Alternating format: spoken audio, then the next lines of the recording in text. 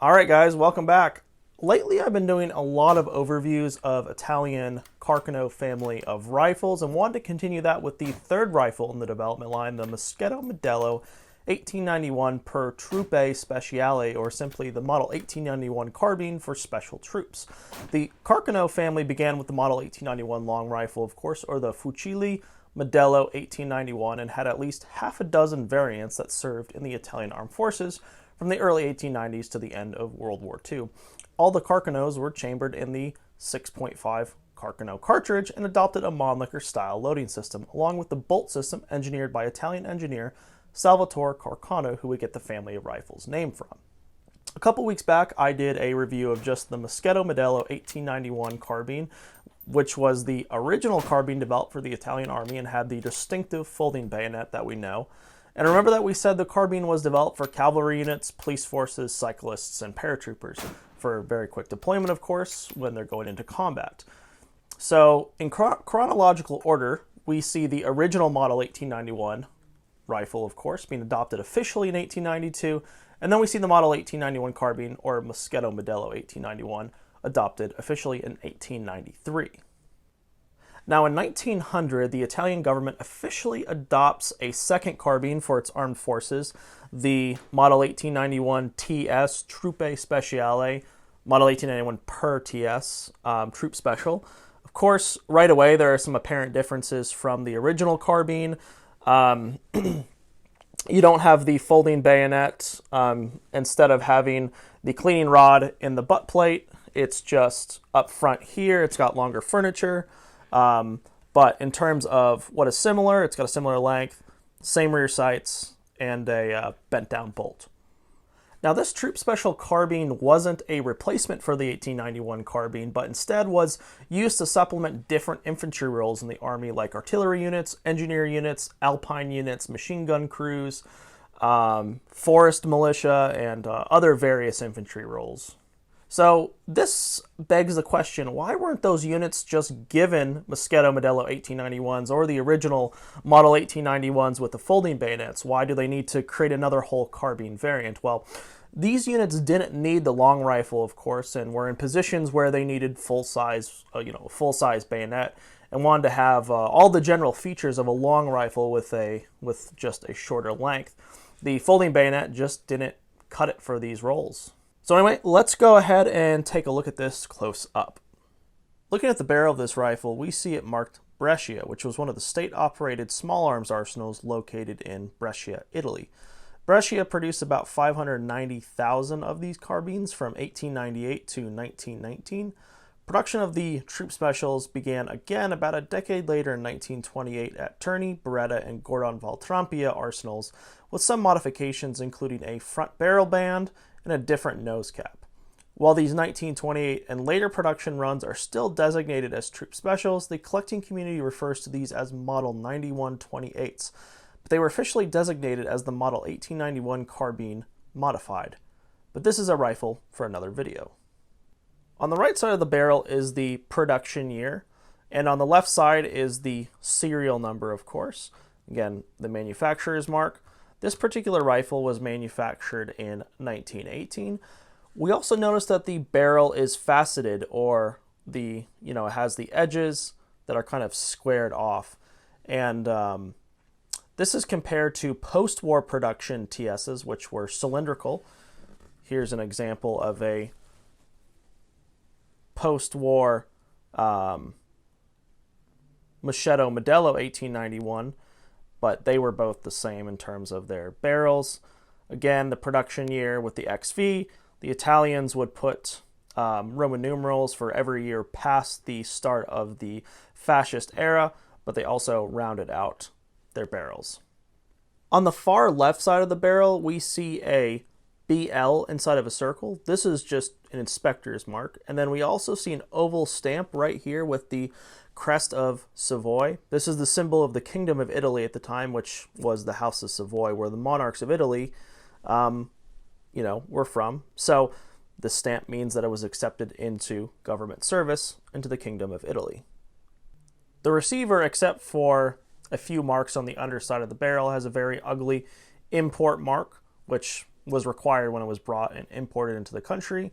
And then we also see on the top of the receiver, it has another BL inspector's mark.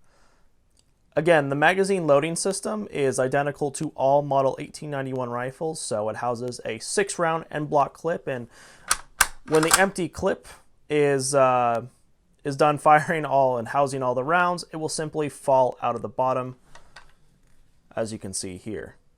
All Carcanos utilize a tube-style safety system, so when the bolt is in the cocked position, you apply pressure to the thumb piece and move it to the left. The thumb piece also blocks the soldier's sight of line from the rear sight here, indicating that it is in the safe position. To disengage the safety, you move it forward and to the right when the firing pin is now under pressure from the spring and ready to fire again. Another option is to simply hold down the trigger when you're moving the bolt forward, and this will simply disengage the spring tension. Like this. This is the same with the other Carcano carbines and pretty much every Carcano rifle out there, and just like the Moschetto Model 1891, it also has a turn-down bolt handle. The rear sight is identical to the Moschetto Modello 1891. When all the way forward, it's set for 450 meters, and then you depress this button and you can move it back. And now it's set for 300 meters, but is adjustable for up to 1,500 meters. Between 600 and 1,500 meters, you just depress this button and move it to wherever you'd like. The stocks were made of either walnut or beechwood and only has 2 pieces, the upper handguard and the main stock. The upper handguard is, of course, cut with this notch right here for the folding sight so they can sit forward. Looking at the buttstock, we notice a couple different things happening here. First, we see the understock sling loop, which had a different sling loop from the Moschetto Modello 1891, which was just side mounted. And then, of course, we see the serial number here, which was repeated. And then we see a cartouche faintly, which reads FAT 1947, or Fabrica Army Tourney, which is where it was restored and repaired at the Tourney Arsenal in 1947. So this is not the original stock. This is a refurbished stock, if you will. Taking a look at the Troop Special butt plate, there's really nothing unique about this. Comparing it to the original Moschetto Modello 1891, we see a trapdoor for the cleaning rod, as well as the swivel for the side-mounted sling. Onto the fore end, we have a rather nice snug nose cap. In 1916, they added this little metal tab on the top here to prevent cracks in the stock. It also has an undersling swivel right here, and a proper cleaning rod, of course. What is particularly unique about this TS carbine is the bayonet lug is sideways mounted or traverse mounted, so the bayonets would slide in from the side. Unfortunately, the bayonets for these are very hard to come by, so unfortunately I cannot show you how they are mounted. Sometime starting in 1920, they began mounting the sling swivels to the side on these TS carbines, so they would have had to make modifications to the end of the buttstock as well.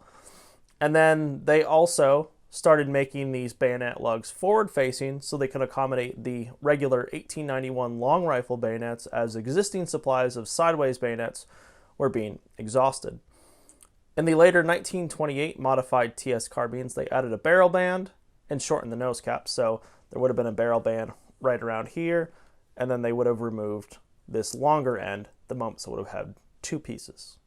So all in all, the little Troop Special is a fun little gun, and it doesn't feel bad with the 6.5 Carcano cartridge. Other than the loading system being a bit finicky, it's a really nice smooth rifle.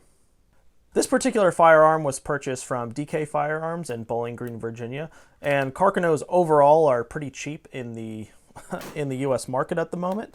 A lot of them are being recently imported from Italy, So, you know, pick up one of these little guys if you have a chance.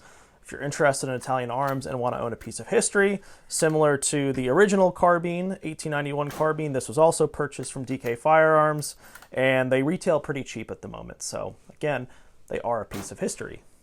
Also, as a note, I corrected the pronunciation of some of my Italian words. There are a couple Italian native speakers who corrected me when I posted my last video on the Moschetto Modello 1891. So I say now Carcano instead of Carcano, Carcano. This is, I think, pretty common slang in the United States, saying Carcano, Carcano. And instead of saying Moschetto, I say Moschetto. Let's pronounce it like mosquito. So anyway, part of learning about these foreign rifles is kind of also learning about the language and the culture that they were born into. Now, the information I used for this video comes from this book, the Model 1891 Carcano Rifle, a detailed development and production history. This is a really good book. I think I posted this in my last video, but this just kind of is a good overview of all the different Italian rifles. I pretty much found all my stock markings, all my metal markings, anything that I was looking for on these rifles, I found in this book. So this is a really good guide, and it's still in production, so it's going to be around. And anyway, guys, thank you for watching, and don't forget to like and subscribe if you like this kind of content.